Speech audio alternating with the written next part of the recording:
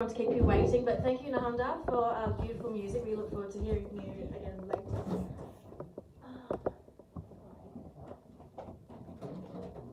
Thank you. Can you hear me properly?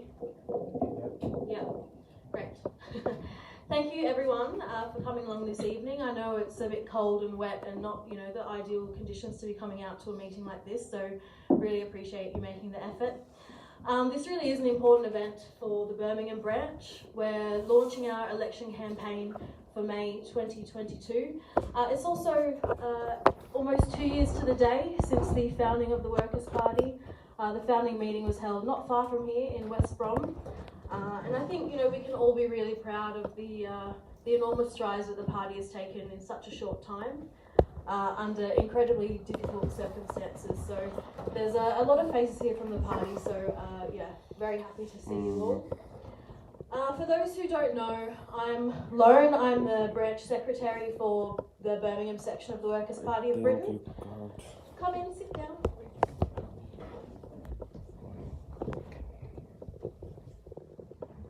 So I'm the branch secretary for Birmingham section of the Workers' Party.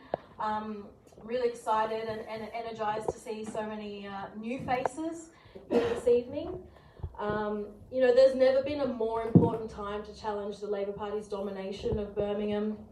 The Labor Party, they may like to tell you and pretend that they're the party of the working class, but I'm sure after what you'll hear tonight, you'll know for sure that it couldn't be further from the truth.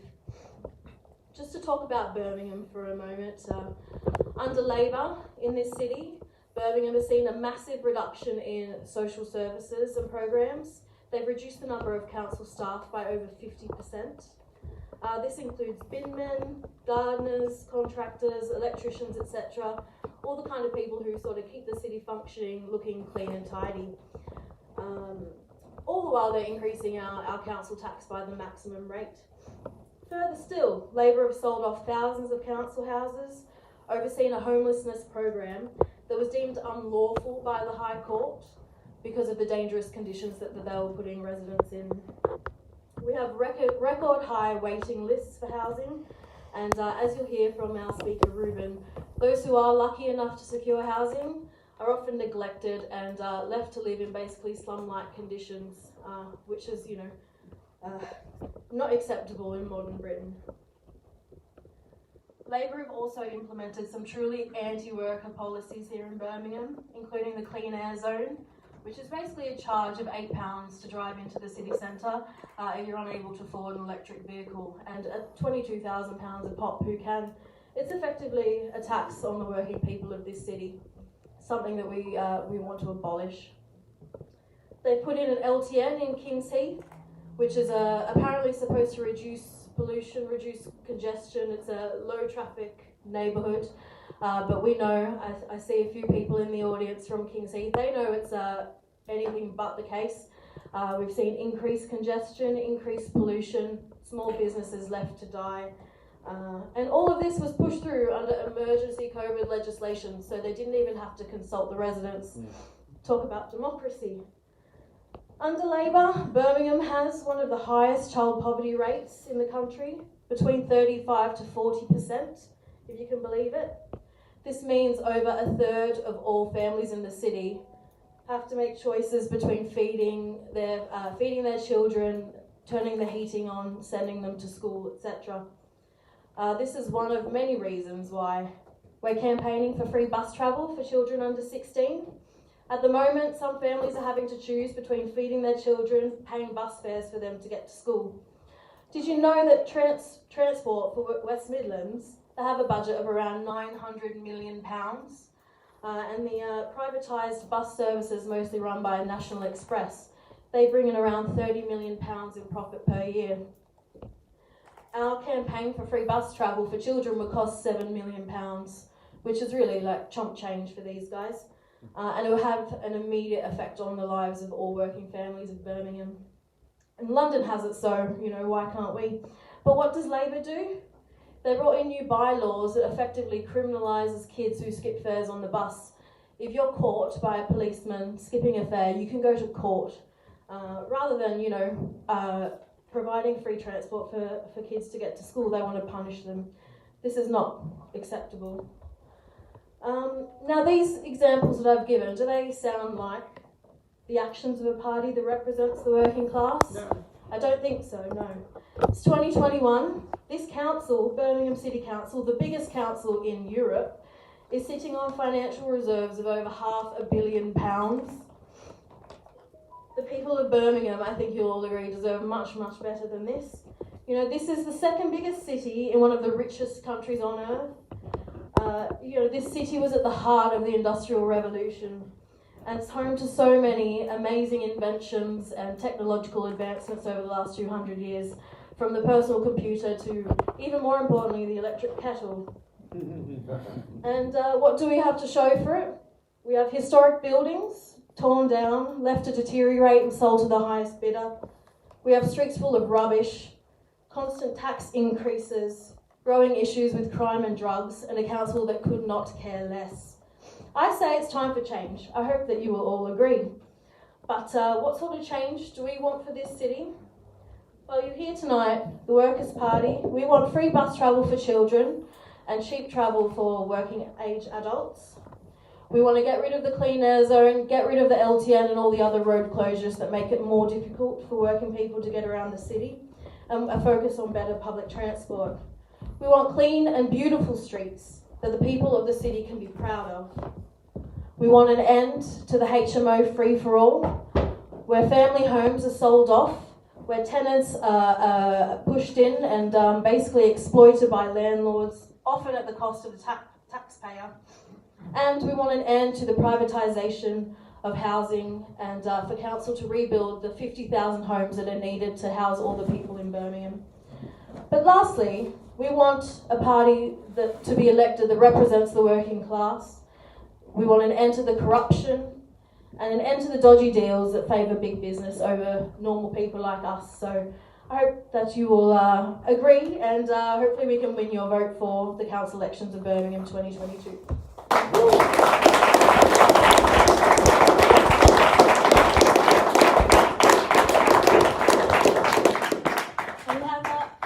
Many inspiring speakers this evening, but to start off, I want to introduce Ruben Lawrence, who's the Community Engagement Officer for the Birmingham branch, former soldier in the military, now studying to be a chemical engineer, and incredibly passionate about building a better world and a better city for the people of Birmingham. So please welcome Ruben.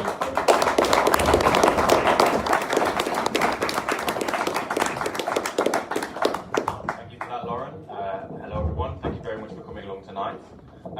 I'll just be speaking to you a little bit about our work on the ground in the community in Highgate and Horsley in Birmingham, the things we've seen, the things we've experienced, and all of it comes from the residents of Birmingham. It's not just from us. So, to start with, the British Labour Party has been known as the only party to represent the interests of the British public. They are elected time and again, but on false promises. And our votes, mine included in the past, are always cast in the hopes that they will fulfil those promises. Now, if we look at Birmingham City Council, they're ruled by the Labour Party, majority of councillors and members of Parliament, and in particular, the councillors themselves, not even going up to the parliamentary level, the councillors have been accused by residents of corruption. Now, when you look at the city of Birmingham itself, just step outside of the city centre, it's totally visible. The effects of corruption on the city, on the residents, are totally visible. Many areas outside of the city centre are entirely run down, plagued by crime, as mentioned already. Funds that are meant to improve communities of working people and their children is instead flowing into the pockets of Labour Party councillors themselves. And all of this has been going on at a time of severe austerity and need, more than a decade of austerity. Now, this is, of course, my opinion, but this deliberate and criminal neglect has impacted neighbourhoods in a very visible and significant way. All you have to do is walk 5 minutes from here to see the tower blocks in Highgate, the vermin that crawl in the walls of these tower blocks, the pile-ups of rubbish and the rats that kids are walking in the roads to avoid. Residents, when we knock the doors of residents and we survey them, they tell us that they are being refused repairs, being housed in apartments that we've been invited into that are unfit to be lived in. And again, the number of rats, not only in the streets, but in these properties themselves, are so thick. And this is no word of a lie. Children are jumping into roads to avoid these rats of these rubbish pile-ups. One resident in particular, Abdul, who lives in Highgate, he lives in a 2-bedroom flat with his wife and 5 children. So already there's an issue of overcrowding. And we see this every other door that I've knocked. There's an issue of overcrowding. And it's not a recent issue. It's been this way for a long time for a lot of people. He tells me that his boiler hasn't worked for 3 years. British winters, especially in a tower block on the 15th floor, can be quite harsh. So you've got no hot water running through your pipes. Your radiators aren't working. Abdul works part-time. Of course, he's responsible for his family, but thanks to the neglect, the deliberate neglect of the council, of the Labour Party council in Birmingham, he's fighting a losing battle. Every year, he's having to buy and replace electric heaters just to get through the winter, just so his children can be warm in the winter. This money coming out of his own pockets, heating, it's a basic necessity in this country, and the council can't provide it. 3 years, they can't repair his boiler. The cost of running these electric heaters, I know myself, maybe some of you in the audience know too, it's expensive, it's not trivial, especially if you're working part-time or minimum wage. It is not trivial. It has a massive effect on you, sometimes so much that you have to choose between heating and eating, as they call it. It's not an exaggeration, it's a reality for people. Repairs that need doing in his flats. So fed up over the years asking the council to try and repair, it's your duty. Come and repair this for me, come and repair that for me. They won't do it. They refuse. They say, we've got no money. Yet, as mentioned already, 500 million in their bank account. 500 million. They've got plenty of money. One of the richest councils in England. One of the richest councils in England. Why are they telling residents this? And it's not just Abdul. Many, many, many residents. Some residents have even been accused of creating the vermin problem in the first place, saying people are transporting cockroaches into flats. It's disgusting, Disgusting the way they're treating people. Not treating them like humans. And this from a party that says they are the representative of the working class. What rubbish. Over the last 3 years, me and Abdul sat down in the office and we worked it out, how much extra all these repairs, all these tins of paint from the damages and the repair that he has to do himself, the electric bills, the cost of the heaters and replacing them, £6,000 over 3 years, an extra £6,000 on top of his bills. He's got to feed 5 children. He's got to pay his bills. He's got to pay his council tax. Why is he paying his council tax? Why? If they're not providing any services. Not only for his property, for the building, the tower block that he lives in, filthy, rat-infested, cockroaches, no security, no cameras, the front doors don't work, so you get all sorts of, unfortunately, homeless and drug abusers coming in and using the building, to do what they do, amongst children trying to get to school, amongst families, it's not on. Yet the council still continues to do absolutely nothing. This is the Labour Party. This is what they represent. This is what you get when you vote for the Labour Party. How much longer do we need? They've existed for over a century. Have things got better under them? No. They've been in power in Birmingham. They've been in power in Birmingham for over a decade. Have things got better? No. They have not. Only worse. And their actions are criminal.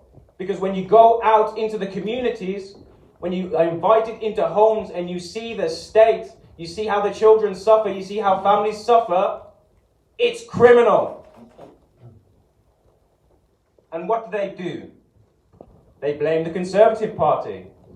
We all know what the Conservatives are, but the Conservatives aren't in power in Birmingham. It's the Labour Party.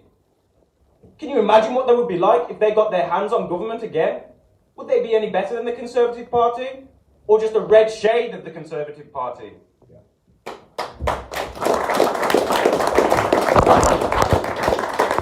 Don't be fooled by them. It's just an excuse so they can shirk their duties.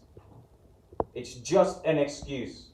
Because their main motive is to represent big business and represent their own interests. They want to fill their own pockets. That's all it is about. And it's at the expense of your children's livelihood, your children's health and well-being. Community well-being is clearly suffering in Birmingham.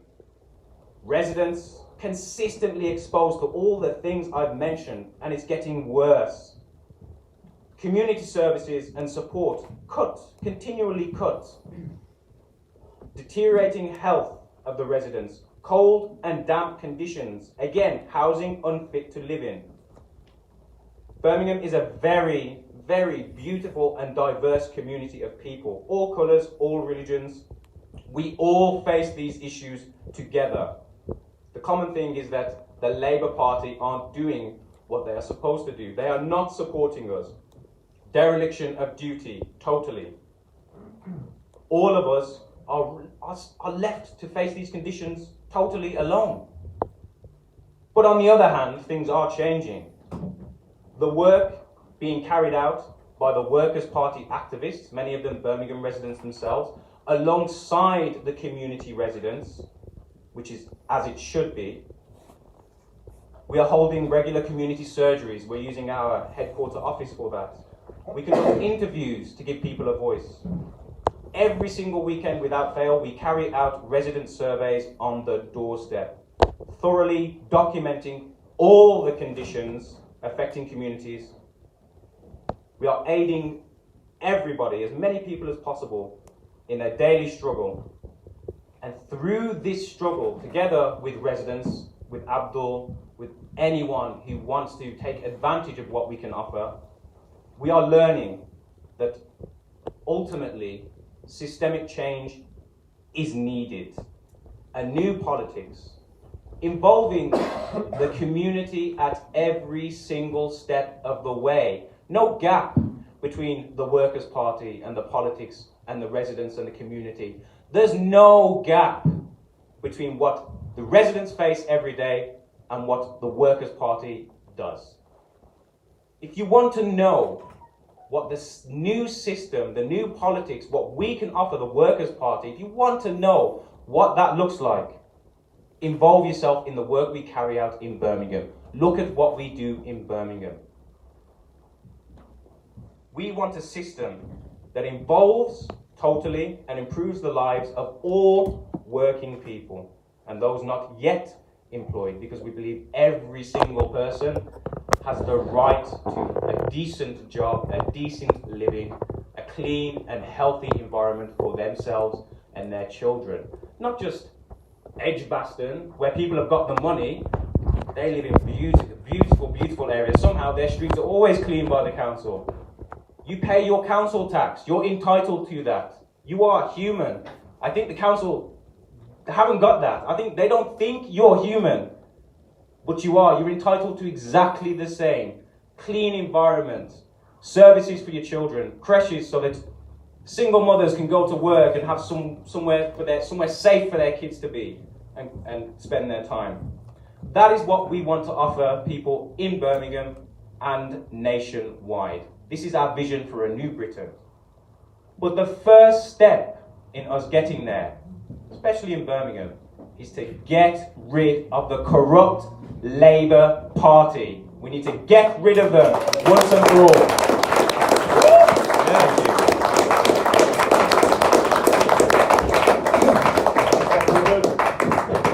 Thank you, Ruben. Very well said. I'm reminded myself of a resident who, I don't think is here, but Samira. She lives in Charbury Tower in the inner city. and she's been shafted from temporary accommodation to temporary accommodation because her flat was infested with cockroaches, and the city council's response was to send her to temporary accommodation that was also infested with cockroaches, and then they sent her to another one that was also infested with cockroaches, and basically she's been homeless for a couple of months because the council won't find suitable accommodation for her and her 2 young children. I mean, this is the level of sort of care that we're dealing with here. But we'll hear more about that later as well.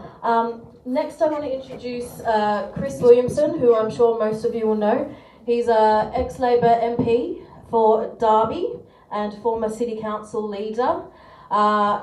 Long-time friend and advocate of the Palestinian people, and founder of the Resist movement, which is, building a grassroots sort of movement across Britain. And I believe he's going to be talking to us about left unity and how we can sort of bring all of these different working class organisations together. Is that right, Chris? I hope I've got it right. Thank you.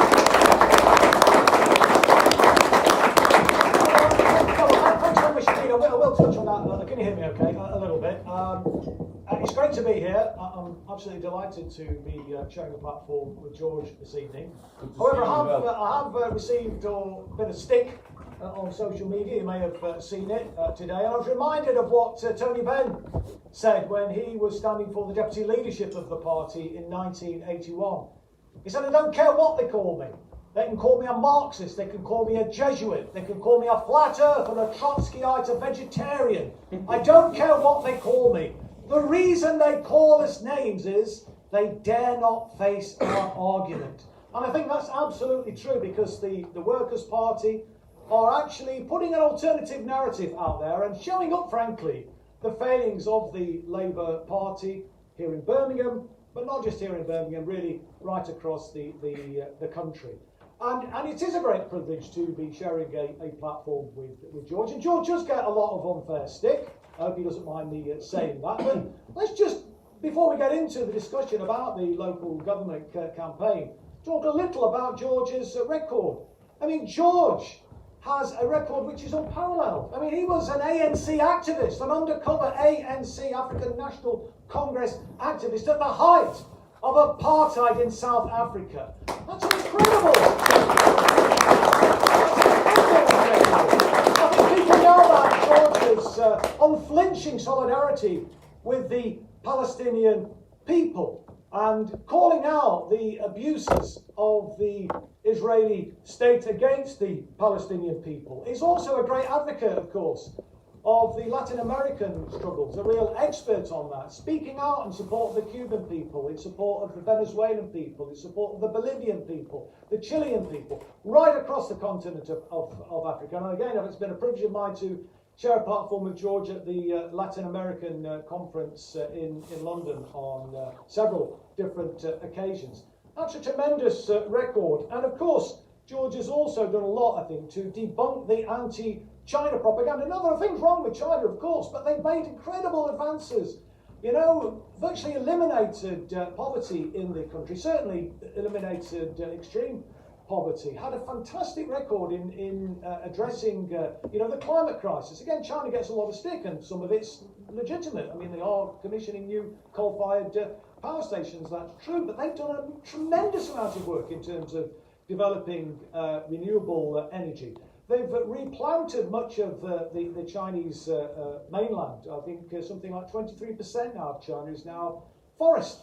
And they have a plan, I think, by 2030 to make 30%, to reforest, up to 30% of the landmass there will be forest. These are important things to be doing in terms of addressing the whole climate crisis. And so it's important, I think, that we set the record straight. And far too few people, it seems to me, prominent individuals in public life, are prepared to actually set the record straight. And George is one of those who's never been forced to do that. About George's record, let's also acknowledge the fact that George has never been fearful about standing up for people who are under threat, who have been abused, and people like Julian Assange used his huge platform to speak out on in support of Julian Assange and to try and hold this country, this government's record in incarcerating Julian Assange is incredibly important, probably the world's most important journalist and truth teller. And George has used his platform to speak up for him, for Craig Murray, for me when I was under attack, when I was being subjected to appalling abuse and then suspended from the Labour Party. George again used his platform almost on a weekly basis on his platform on the Mother of All talk shows. And of course, spoke out very strongly in support of Jeremy Corbyn. And frankly, if Jeremy had listened to George's advice, Jeremy would now be in Downing Street. I would still be a Labour MP, and I'd like to think that George will be in the Labour fold, and we would be changing the country for the better. But sadly, it wasn't to be. But our role, our task, I think, your task, all of our tasks, is to create a confidence in the working class community in particular, because people feel that politics has passed them by, that it doesn't really work, it's pointless who you vote for, that they're all the same, and they're right to think that as far as the mainstream political parties are concerned. And I think it's our job, it's your job, to try and instill a sense of solidarity, of confidence, that by standing together we can make a difference, we can turn things around, we can change society, change it for the better, create a good society. And local government, as Ruben has very eloquently outlined, is a great place to start, because there is so much that local government can do. I remember the halcyon days of what we used to refer to as municipal socialism, just up the road from where I live in Derby. The Claycross rent rebels in the early 1970s took on the Heath government when they were insisting that they should be massively increasing council house rents, and they refused to do that. But if you actually look at their record, Claycross Council's record wasn't just in terms of ensuring that rents were affordable, that they were kept low. They were doing amazing things and using their powers as a local authority to, for example, in 1970 ensure that pensioners living in the borough of Claycross got a free television licence. 20 or 30 years, I think it was, before it was brought in by, it has to be said, a Labour government. They were well ahead of their time. They found a way of continuing to provide when Margaret Thatcher, the milk snatcher, took away the milk from the kids. If I could say that as a vegan, I think I prefer things to have soy milk.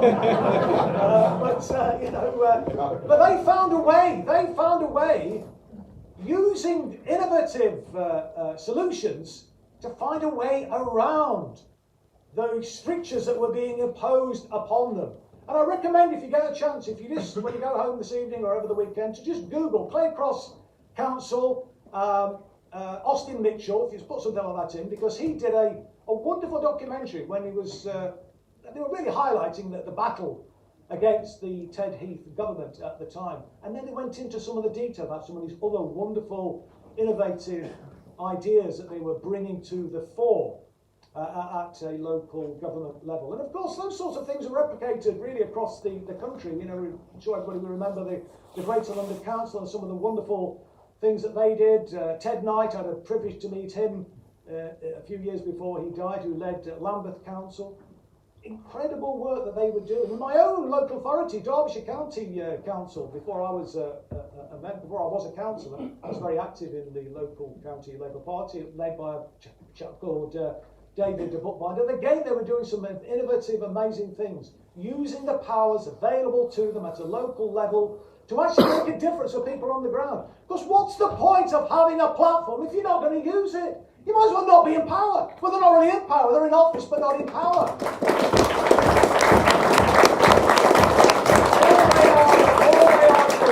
All Labour is offering. And I was making this point when I was on the front bench for the Labour Party when I was an MP, and it was one of the reasons why I stepped down from the front bench, because all we were offering, all the Labour Party was offering, was to manage the Tory cuts better than the Tories were. Well, that ain't no way of inspiring people. That's no platform at all. And I was putting forward a proposition, which I want to put to you tonight, for a redistributive council tax. We've heard about the use of reserves. £500 million in reserves in Birmingham. What on earth are they doing sitting on that amount of reserves when they're making cuts? when they're seeing people living in appalling circumstances. It's an absolute scandal and outrage. Whatever colour, whatever stripe is in power, but for it to be of the Labour Party, for God's sake, it's absolutely outrageous. Of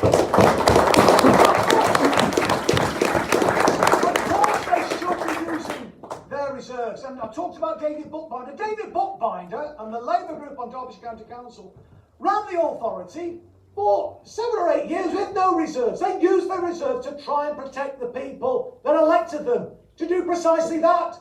That's what they're there for, or what they should be there for. That's the point of getting power, isn't it? To try and make a difference for the people in the borough that has elected you. And that's what they should be doing. So I think certainly reserves should be the first port of call. But of course you can only spend reserves once. That's a fact. And so there are other mechanisms which I think need to be brought to bear. And this is why I stepped down from the front bench, because all I was arguing for was a redistributive council tax. Now that gives local authorities the ability to say, well, what we're going to do is we're going to ask the rich people in the borough, or the rich people in the city, to pay a lot more, because they can afford to do that. And the flip side of that is that we will freeze the council tax. Well, this is what I was arguing they should be doing. Nobody ever took it up. Freeze or even reduce potentially, depending on how many properties you've got in the higher council tax bands. And then you have to go to a referendum. Ironically, this ability has been made possible by the Tories. I mean, it was Sir Eric Pickles, that great well-known socialist, rotund socialist of this parish. And he piloted through in 2012 the Local Government Finance Act, which enables local authorities to offer differential discounts. And so what I was arguing, therefore, when I was on the front bench, that this is what Labour councils should be doing, because we're offering nothing other than managing the Tory cuts better than the Tories will. And that ain't no way to go on, in my view. And I was told that eventually, even though I'd written an article for the Morning Star, it had been in Tribune, I'd spoken on platforms with shadow cabinet members, I'd raised it at something called the core group of Labour MPs, these were the MPs who didn't join in the coup against Jeremy Corbyn. And then suddenly, and we were talking to a number of authorities, a number of Labour groups who were looking seriously at potentially going down this track, suddenly it was seen as incredibly controversial. And there was an article in the Huff Post, and the front bench, the local government front bench, said, oh no, we can't possibly do this, we can't be increasing council tax for people in that way. And yet when you explained it to people, when I spoke to journalists even about it, they said, well, this is Corbynomics, this is Corbynomics in action at a local level, isn't it? And I was then told by people in Jeremy's office that Jeremy's furious about this, he wants to see you. I went to see Jeremy. Of course, Jeremy Corbyn doesn't particularly get furious. It's a pity he doesn't get furious with some of the right-wingers in the Parliamentary Labour Party. But I explained it to him, and I made the point to Jeremy that, look, we're offering nothing, because Jeremy went through a long list of things that Labour were planning to do in government, land value tax and things like that. And I said, it's all wonderful, Jeremy, but it's all jam tomorrow. You need a Labour government before we can do that, and I support those plans that you're putting forward. But what are we offering right now? What are we saying to people in these upcoming local elections in a few months' time, as it was then? What are we offering them? Nothing. And in the end, I decided to step down from the front bench and continue to make that argument. But not a solitary Labour group has taken this forward. And even the Labour group on the Local Government Association wrote round to every single Labour group leader in the country to say the Williamson plan won't work. Well, there's no such thing as a Williamson plan, because there's 1,001 permutations of how you can apply that differential council tax proposition. We came up with an idea for how it might be implemented in Derby, which they didn't do, sadly. And then they applied that across the whole country and said, well, look, you could raise more finance, you could raise more money at a local level through the council tax cap, which has been set by the Secretary of State at the time, than this so-called Williamson plan. But what they didn't say is, of course, that would have hit everybody, because council tax is an incredibly regressive tax, because it hurts those people who can least able to afford it, than it does those at the top, who are the wealthiest. And for anybody who was concerned about somebody who was asset rich but cash poor, if you say, well, we want to have a big increase in council tax, how are they, often they put forward a kind of stereotypical little old widow who has got this big house but is on a very restricted income. Well, you can have a much more generous council tax support scheme. In fact, you could use the additional council tax that you raised to provide a more generous council tax support scheme across the piece. Because don't forget what the Tories did some years ago. They scrapped the social fund, which was a massive cut compared to what previously went before it, which was a single payment scheme under the old supplementary benefit rules, where people who fell on difficult times and had an emergency, they could apply for a single payment, a cash grant sum, to buy a new cooker if it broke down, or some new furniture, whatever it was. That got scrapped and was replaced by the social fund. And very often people would end up having to get loans from the state. Well, even that's gone now, and it's been devolved down to local government, but without the resources to follow it. So you're in a situation now where some people who are on subsistence income are being expected to make a contribution to the council tax. Now, there is a hardship fund, but it's nowhere near enough to actually cover the shortfall for everybody who's in hardship. Well, you could use these reserves, you could use this redistributive council tax proposition to make sure that you protect all of those people as well. Now, of course, you would have to go to a referendum, but that's a way, isn't it, of engaging with people in the local issues of the day, the local issues facing the local authority, and engaging people in local government decisions, and saying, well, where do you think we should be investing more? Should it be in social care or in leisure, or a combination of those things? Should it be in improving the street scene, or a combination of those things? But giving people the chance to have a say. And I think that's something that I hope that Workers' Party candidates, when they get elected, can put forward this idea and look at it and consult with people, because at the end of the day it has to be agreed by the public at large, but we should be having an interaction. It shouldn't be a situation where we just elect leaders and we send them off to the town hall or to Parliament and then forget about it, because they go off-piste. They become officered at a local government level, so it's the local government bureaucrats that are running the show. And in Parliament we see the same. They get infected by the Westminster bubble, and George will be well familiar with that. I mean, I hated the place. It never kind of affected me, but God knows why it does with some of them. They just sort of kind of lose the plot completely. So I think that's one area that we should be looking at, where we can build a partnership with people and look at making sure that we can use the reserves and we can use the redistributive council tax idea to actually make a real positive difference on the ground. And the other thing I wanted to say before I sit down is in relation to housing. And ironically, yet again, it's the Tories that have made this possible. Now, there used to be a cap on something called the housing revenue account, which limited the amount of money that a local authority was able to borrow to invest in new housing. Now, I was chair of housing for a long time before I became the leader, and then obviously got elected to Parliament. And for all that time, much of that time, not all of it, but all of that time I was campaigning for the cap to be removed from the housing revenue account. But for much of that time, we were a Labour government. They wouldn't do it. And it's the Tories, the bloody Tories that have done it. It's unbelievable. So there's no impediment now on local authorities. Yeah, they argue, oh yes, but of course, the right to buy is still in place. But then the discounts for right to buy don't come in until 15 years. And then it starts as a process. Well, hopefully, I'd like to think that by that time we would have been able to address that and maybe got rid of the right to buy and replaced it with a different system. So there's no impediment now. And I think what we need to be doing is obviously not just getting people in and elected, etc., and making this case in the town hall. We need to be mobilising people on the ground. We need to be mobilising communities, working class communities, so that they're aware of the powers which are available to local government, which they're not using, because knowledge is power, isn't it? And if we can get a grassroots movement saying to the local authority, and hopefully it's a Workers' Party-led authority, so it won't be a problem, but let's assume it is not. But if we can build a movement where people are rising up and saying, we're not going to take this anymore. There's no excuse for people sleeping on the street. There's no excuse for people living in social accommodation. I'm not using the excuse that there are cuts, that there are limits on our ability to manoeuvre now, because there are no limits on their ability to manoeuvre. And they might say, well, we haven't got the workers, the skilled workers available to build the council houses. Well, recruit them then. So they should be able to be recruiting people. So, it's a win-win situation. You're addressing a social need.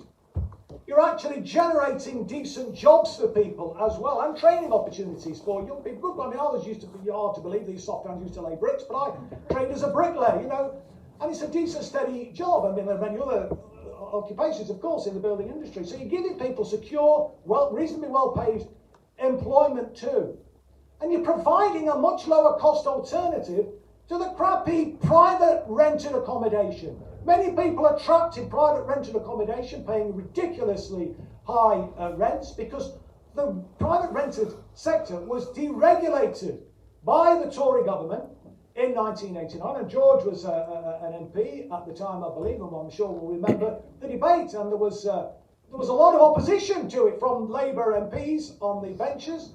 Some really good speeches were made, but then you look at the 1992 manifesto, there was no commitment to actually regulate private rented accommodation. There was no commitment in the 1997 manifesto either, or the 2001, or the 2005, or the 2010, or the 2015, nothing. No respite for private rented accommodation tenants. No respite at all. The first respite that was made available in a manifesto from the Labour Party was in 2017 under Jeremy Corbyn. Now, it's all very well spouting off. Talk is cheap and it's important, of course. But if you can only talk the talk but don't walk the walk when you have the power to do something about it, well, that's not acceptable in my book. And the final thing I'll just say in relation to housing, so as well as building and as well as recruiting people and training them up, etc., and there may be a lag in terms of the ability to build the houses because there may not be the skilled workers because there hasn't been investment in training for many, many years.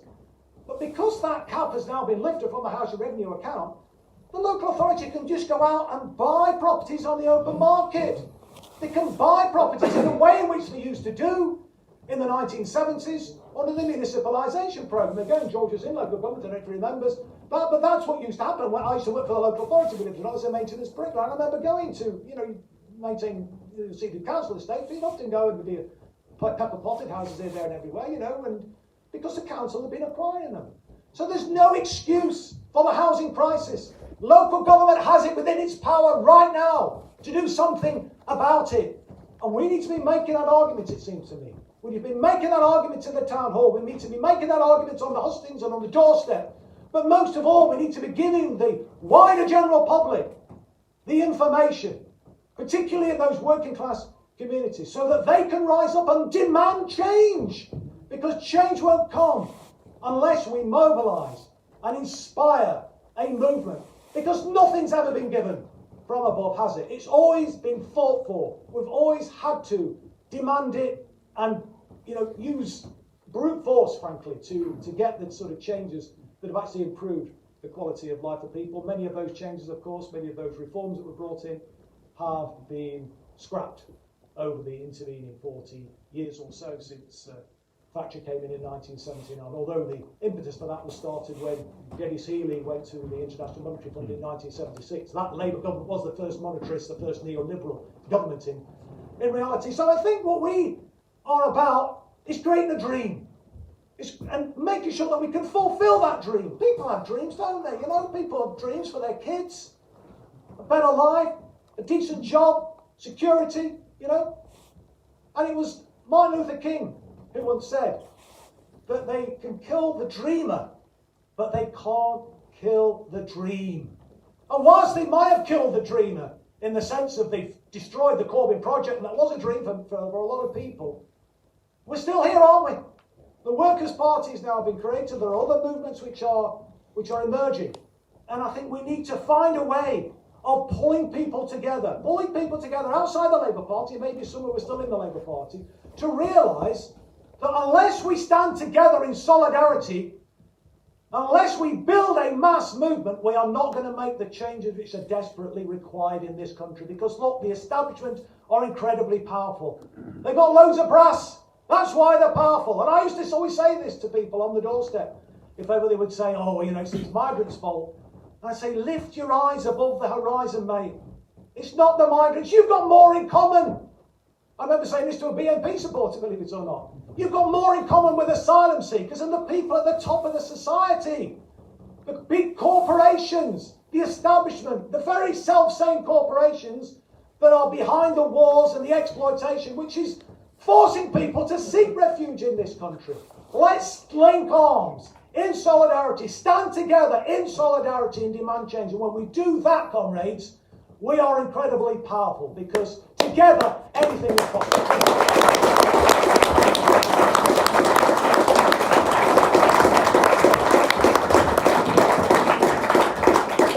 Thank you so much, Chris.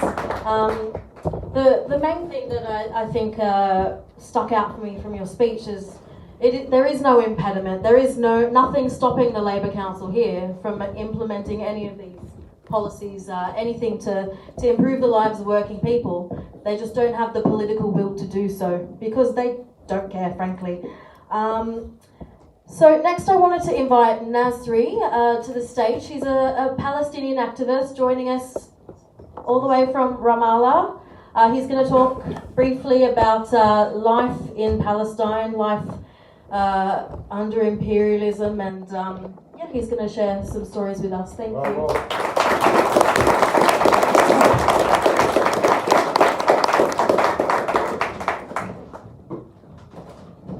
Good evening, comrades.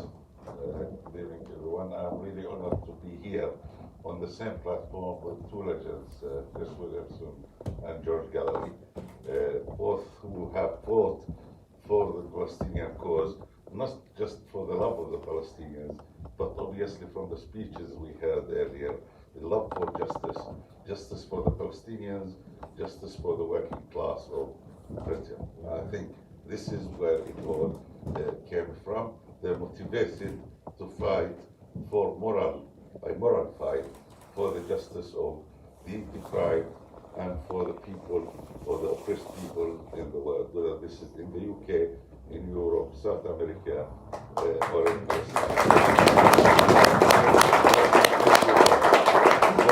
Long-standing support with the Palestinian people. I know there has been many issues, and we heard in the news and what Jeremy Corbyn's have been through, same as Chris and George, about anti-Semitism. This is a pathetic thing, absolutely pathetic. What is anti-Semitism? When we talk about oppression in Palestine, it's a kind of oppression that it is hard to explain. It's a daily routine oppression. The Israeli occupation is not only fighting for land, as many people might think. They're fighting to dehumanize the Palestinian people. They have been doing so for decades. They are actually not recognizing us or the Palestinians as being human. They should not really exist. This is a very difficult battle with the Israelis. Dehumanizing, a war to dehumanize people across the world is one of the most difficult fights that you can put up against an Israeli oppression. The power they have, we recognize it. We recognize that Israel have wings here in the UK, in the US, in Europe. This is all to do with the capitalism itself. From the time of Rothschild and the World Bank, who control the world, control the interest, control organization and institutions across the world, whether that's in academic institutions, financial, or other political institutions, including the Labour Party, who have been infiltrated by Zionists to discredit anyone or any politician who would stand for the moral cause of the Palestinian people. Both George and Chris have stood for morality. That's what it's all about. It's not an agenda to support people against people, but there is a war here between evil and morals. And sometimes you have to take a stand, whether you want to be with morality and morals and moral causes, or you want to stand by evil. Both have chosen to stand by morality and morals. And that's why they are here tonight. They are standing by the morals of the fight of the working class, who have been deprived of their rights, deprived by the capital and the greed of capitalism within the UK society. And I think that's what it's all about. Here, you guys have to decide whether you want to stand up by those who fight for your rights, or those who want to deprive you of these rights or such rights. And there are no gray areas within this. The world is divided. It's divided between the people who have the power and the people who are subjected to all kinds of oppression.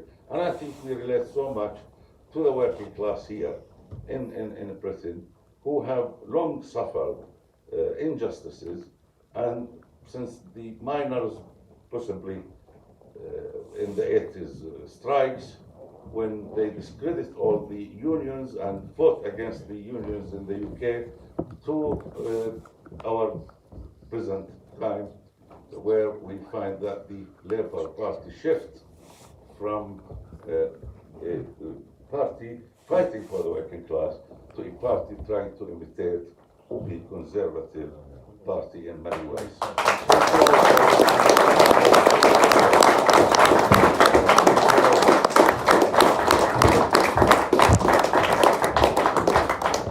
Thank you so much. It's so important to be reminded that the struggle of the working class isn't just here in Britain. It's an international struggle, and that's why we say, workers of the world unite. Next up, I want to welcome to the stage Eugene Egan. He's a local resident of Birmingham, a mental health worker, and also, luckily for us, a poet. He's going to be reciting one of his original works this evening. I hope you will enjoy. Thank you, Eugene.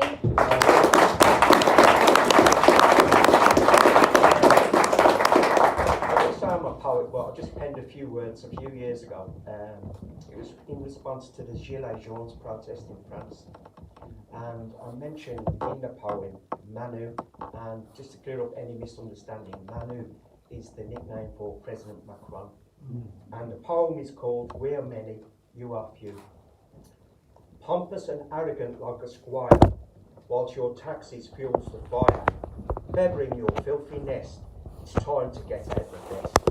We do not jest, there'll be no rest, while you rob the poor to fill your coffers with more. Let them eat cake, so said Antoinette. Ah, but now they've got the internet. Oh look, they're at it again. Have the plebs no culture or shame? Years of neoliberal violence met with bourgeois compliance, but now the people are on fire and your situation's looking dire. I understand your anger, says Macron, but this is not on. As the old lady is gassed and lies bleeding, a compliant media does his bidding. Perhaps my words hurt you. I do apologise, says Manu, as he tosses a bone to the peasants to avert the radical elements. Your Arab Spring is here, loud and clear for all to hear. Are you listening, Manu? We are many, you are few. So we don our yellow vest, up in arms we do protest. Are you listening, Manu? We are many, you are few. The proles are angry and the workers are hungry. Are you listening, Manu? We are many, you are few. Thank you.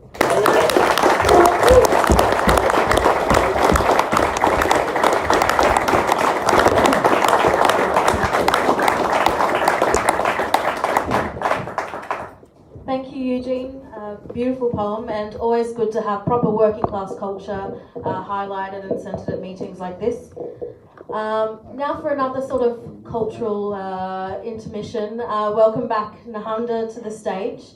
Nahanda is, as I mentioned before to those who are here, a very outspoken women's rights activist. She's a local recording artist and singer-songwriter.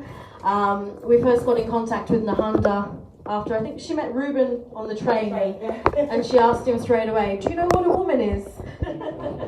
And luckily for her, he did. Nahanda's been very outspoken in fighting against this sort of identity politics trend, and which is really seeking to sort of overrun the rights of women. So yeah, very happy to have her here tonight to sing her song, Woman. Yes, I am Woman, this one is. This song is, you tell me, listen to the lyrics, but I've been told it's very, very controversial. In fact, I have been cancelled in apparently. So there's certain DJs in Birmingham who will not play my music. They will not touch anything that I'm to do with, even songs that I'm featured on, they will not play because of this song that I wrote, which is called I Am Woman, and I wrote it and dedicated it to J.K. Rowling, who is a woman who's using her voice at the moment to speak up. So yeah, this one's for J.K. Rowling.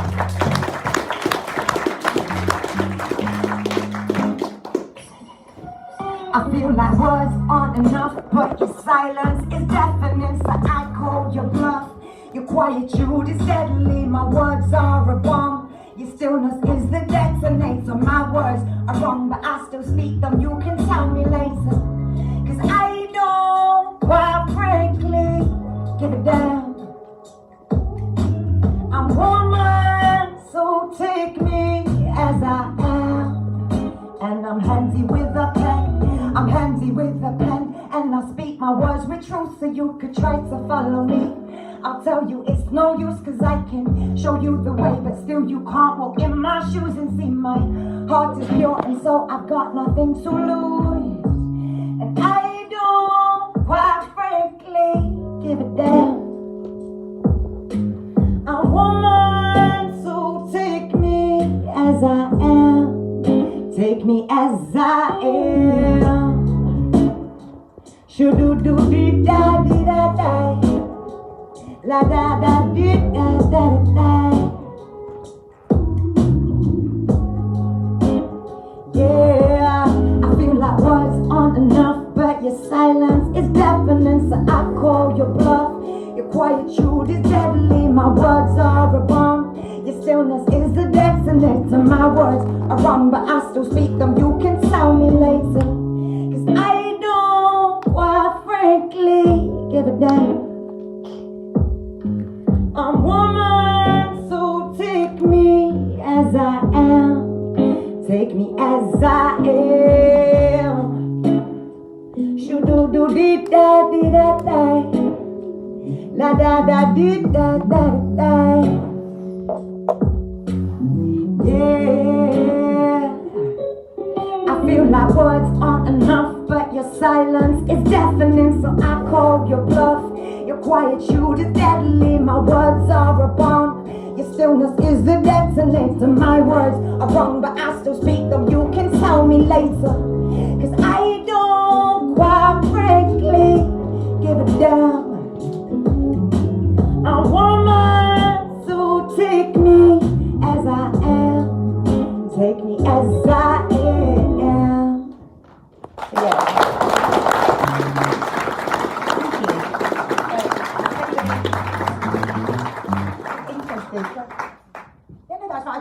If anybody thinks that's controversial, if there was anything controversial about I Am Woman, but yeah, so people that have retweeted that, or anyone that's had anything to do with that song, has been dragged into a whole Twitter war about it. But I just think it's a lovely song about being a woman in today's world. So thank you so much for letting me join it. Thank you, everybody.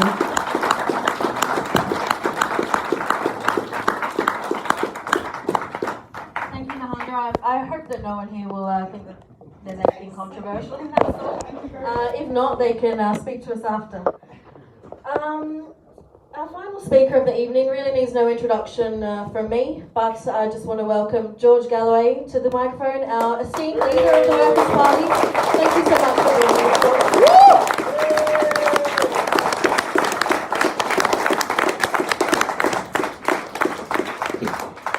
Thank you, Lauren, and my comrade Reuben, Chris Williamson, distinguished parliamentarian. I told you I would never leave you alone, and I kept that promise. And as I heard you speak there, I can see now why they really had to get rid of you. Because you represent, as your tie represents, a memory, a ghost from Labour's past. Someone who's seeking practical solutions to the problems of the working class. And that's the last thing that the Labour Party now, and indeed for a long time past, has been interested in doing. Nahanda, I don't know if there was anything controversial in your song, but frankly, my dear, I don't give a damn. It was absolutely beautiful. Eugene, you are a poet. You just don't know it. And Comrade Barghouti from occupied Palestine, I promised you a long, long time ago, in 1975 to be precise, that I would never leave the Palestinian cause alone, and that's another promise that I have kept. And I think that it is important, though we are here to talk about a local election campaign, touching inevitably on national politics, to take a moment or two only to reflect on the current international situation, for it bears on national politics and therefore also on local politics, not least in terms of the money that we have to spend as a country to tackle in a practical way the problems being faced by so many of our people in this bleak midwinter. I've got to say, and I say it to the camera now, don't tell me that you support the Palestinian people if you are then going to tell people to vote for Keir Starmer's Labour Party. That is absolutely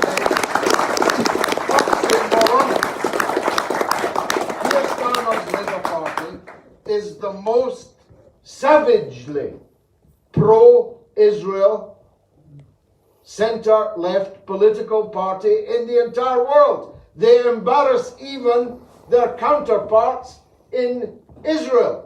They embarrass even the so-called Israeli Labour Party. They are the Likud, they are the Netanyahu of the centre-left political world.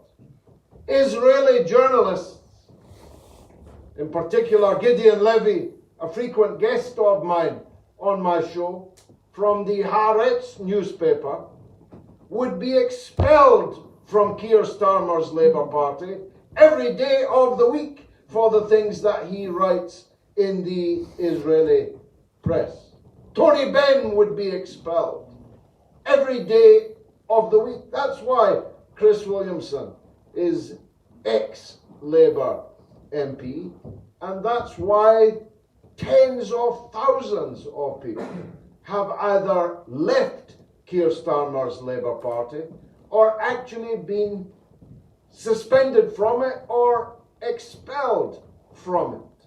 So if you're watching this and you consider yourself a supporter of justice in Palestine, if you tremble with indignation at the diggers and bulldozers that are this very day destroying Palestinian homes in Jerusalem, internationally recognized as occupied territory, destroying homes in occupied territory being a crime under international law, fully supported by Keir Starmer and his so-called misnamed Labour Party, then frankly you have a choice to make, and it's long past the time for you to make it. If you tremble with indignation at what has happened to the Palestinian people, then it's time to tear up Keir Starmer's Labour membership card now and do something useful instead. Or else you can be a hypocrite, you see. Or else you can be a hypocrite. You can wear your Palestinian badge, and then it comes to an election and you ask people to vote for Keir Starmer's Labour Party. That's hypocrisy. If you're content to be a hypocrite, then stay there. Stay there and fight. What are they talking about? Fight. If you did fight, you'd be kicked out. So the truth is, you're not fighting. You're lying dormant under the permafrost, hoping that like a woolly mammoth, one day you'll be able to stagger to your feet. It's preposterous nonsense, and in your heart you already know it. But the main feature of the international situation that I want to touch on is even more serious than that. I've lived a long life. I hope to live longer. But I've been in politics for more than 50 years, 36 years in the Labour Party, almost 30 years in the House of Commons. There has never been a more dangerous moment since the end of the Cold War, and there's never been a more dangerous moment, in my opinion, it's a controversial opinion, since the Cuban Missile Crisis in 1961 than the one that we are living in now. The fact that what I've just said comes as a surprise to you is because the mass media on which so many people rely are deliberately concealing that fact from you. We currently, this country where there are 5 million children living in poverty, where the litany of misery adumbrated by Lauren and by Reuben at the beginning of this meeting in the second city of our rich country.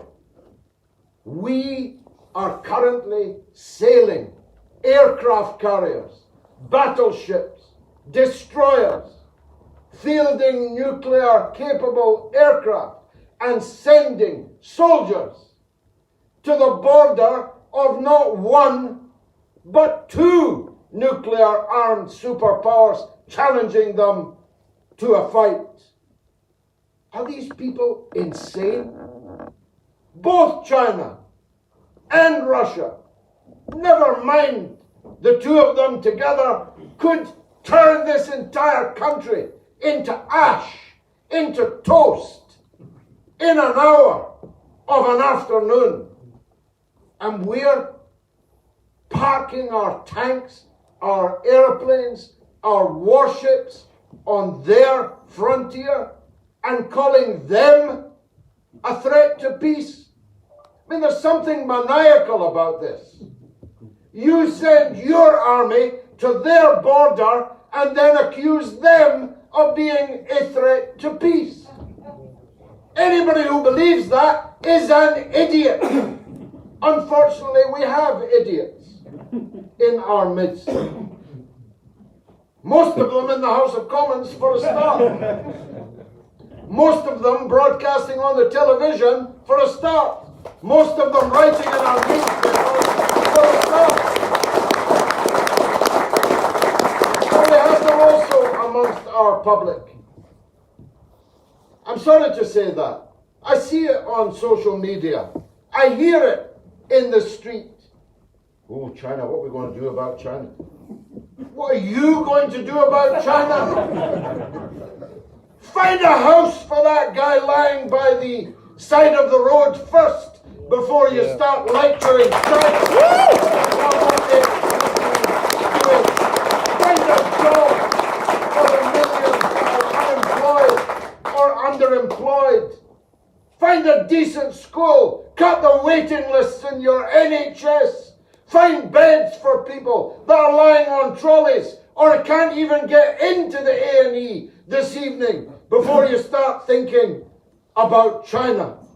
Whereas Chris Williamson said, whatever else you think about them, they've lifted 800 million people out of poverty in the last 30 years.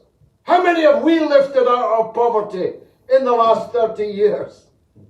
We've put millions into poverty over the last 30 years. So keep this in mind. If we've got money to burn, setting fire to other people's countries, we've got money to keep our old age pensioners warm through this bitter winter, this year and every other year. The money we're wasting on weapons and war is money that's being taken out of the pockets of the taxpayers in Britain and spent not on the needs of the people in Britain, but on threatening and confronting other people whose business is nothing to do with us. I could speak to you all night about the Crimea, about Taiwan. Trust me, I could. And I'd persuade you. But that's not why I'm here. And in any case, it's not our business what happens in the Crimea or in Taiwan. We have more than enough business to attend to here in our own country. We love this country. That's a difference between us and many on the so-called left. They're never done rubbishing this country. They call it a septic isle and all these other insults. They wanted us to remain under the rule of unelected bureaucrats in Brussels. We believe in British sovereignty and independence. Not because that's enough in itself. It's necessary, but it's not sufficient. It's not sufficient, but it is necessary. We now have the possibility in our country to strike an independent course that can resolve these miserable problems that my comrades in Birmingham have been describing this evening. And we must take it. You see, Lauren, you asked the rhetorical question earlier. Does this sound like the policies of a Labour Party standing up for the working class? And of course, the answer to your rhetorical question was no. But it isn't just that Labour doesn't stand up for the working class, it's that it pretends to. That's the real rub. I'm going to speak mainly about Labour this evening. Not because I support the Tories. We expect the Tories to be pocket-picking, champagne-swilling, corrupt, dastardly elements. We expect that. That's what they are. A scorpion stings because it is a scorpion. The Tories are scorpions. That's why they sting. Our problem is with the wolf in sheep's clothing. That is the so-called Labour Party. And that's why I'm going to concentrate my fire on them this evening. Last time I was in Birmingham, I went to Smethwick. I stood in the street, under the street sign, where the great Malcolm X walked and stood just weeks, I think, before he was murdered. It now turns out by the intelligence services of the United States. He talked about this wolf in sheep's clothing, the man who poses as a liberal, as opposed to the man who is open about his attitudes towards you. He preferred them, so do I, to the wolf in sheep's clothing, because the wolf in sheep's clothing has a purpose: to divert you along with as many sheep as he can lead in entirely the wrong direction.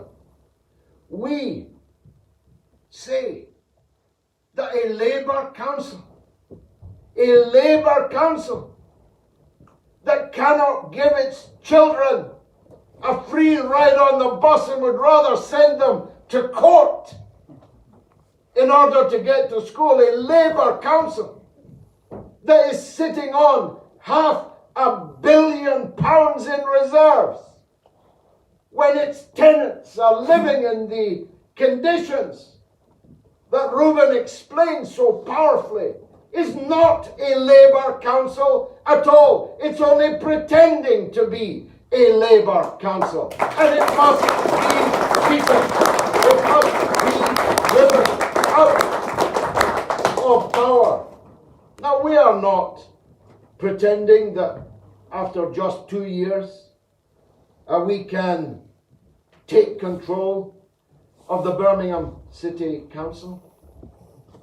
We are saying if you give us your votes and your active support, we can elect a raft of people in there that will be making the case that we are making here. And if that case is made, then we will become stronger and stronger at the expense of the wolf in sheep's clothing. And finally, we will drive that wolf away. That's our task. Not just here in Birmingham, but everywhere in the country. We believe that the 100 years, it's actually more than 100 years now, that the Labour Party has existed is long enough to conclude not only that they are not capable, but they have no intention of transforming our country in the way that the mass of our people need. We don't ask for much. Reuben laid it out. We say everybody has the right to a decent and decently paid unionized job. What's wrong with that? Who's got an argument against that? And that everyone needs to work, by the way. We're not a party of shirkers or leg swingers. Everyone needs to work. But they need to be able to get a decent and decently paid and trade unionized job. Everybody has the right to a clean environment. All these hypocrites that flew in their private jets to Glasgow just a month or so ago with their 27-car cavalcades of gigantic limousines. That's all they talked about, wasn't it? A decent, clean environment. I'm in favour of it. But let's start with rat-infested council houses in Birmingham. Let's start with cockroach-infested buildings in Birmingham. It's not that we're poor. We could do it. Birmingham Council could do it. They could take a small piece of their £500 million reserve and wipe out every rat and every cockroach in this city. Easily. Easily. It's not that they can't do it, it's that they won't do it because they don't believe that their own tenants are worthy of that expenditure. Well, you know, if you let people take you for granted, they'll take you for granted. If they think you're going to vote Labour anyway, why should they change? If you're a glutton for punishment, why shouldn't they continue to punish you? But if, as Chris Williamson said, you're going to stand up and say, I'm mad as hell and I'm not going to take this anymore, that's when things will begin to change. And that's what I have driven 5 hours to be here this evening, and will drive 5 hours back at the end of this meeting to say to you, not to entertain you, though I hope that the meeting has been entertaining. Not so you can buy one of my books, although I hope you will. I came here to make you angry, because nothing will be achieved until our people get angry. I think they are actually increasingly angry, but in an unformed way, and sometimes against the wrong targets. We want our people to be righteously angry, because only righteous anger in the face of all these problems can change the situation fundamentally. It's not that getting one Workers' Party councillor in Birmingham, or 5 or 10, will change the world. It won't. But it will be a step in the right direction. And I hope that you'll take that step in May 2022. Thank you very much.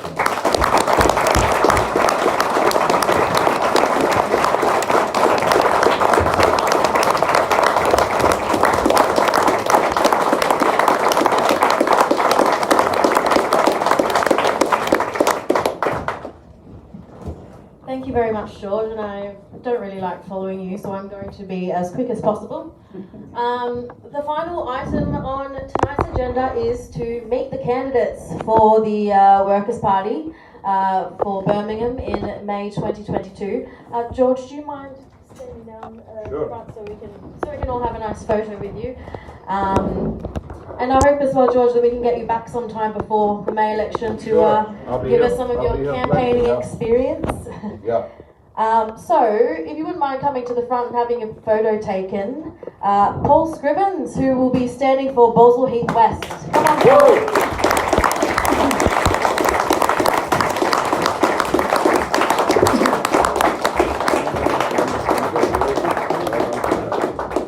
Ruben Lawrence, who will be standing for Bordsley Green.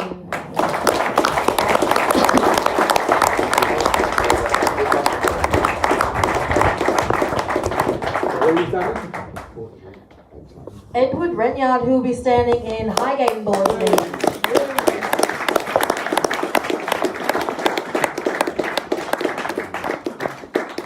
Highgate.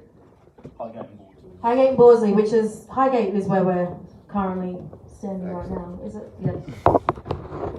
I mean, we're in Highgate, but I think the ward like. Eugene Egan, who will be standing for Alum Rock.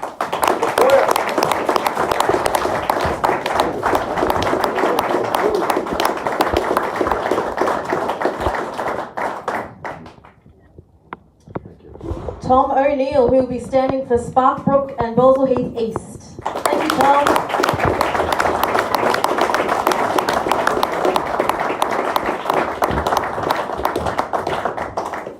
Also in Sparkbrook and Balsall Heath East is Catherine Kramer, but I think she's left. She's left. Newborn baby and all that. We can forget that. And lastly, Dr. Phil Bevan, who will be standing for Brandwood and Kings Heath. Bravo. Come on, Phil.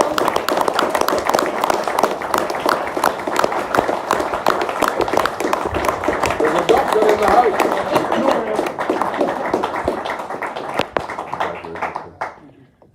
And I myself will also be standing in Brandwood and Kings Heath with. Wow.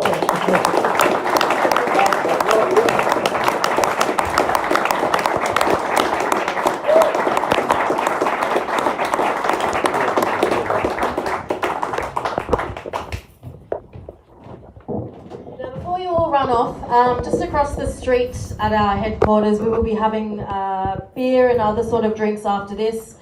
You're all welcome to come along, have a drink, and speak with your local candidate. I just want to thank everyone again for coming this evening. It's been a real joy to see so many new faces in the crowd.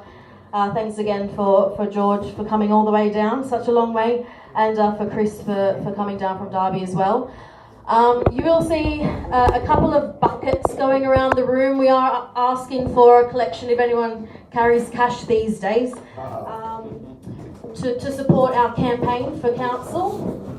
So please, if you can, give generously. And thank you to Chris from the Birmingham Theatre Company for allowing us to use this room. Such a beautiful building, and yeah, we're really happy to help this meeting here.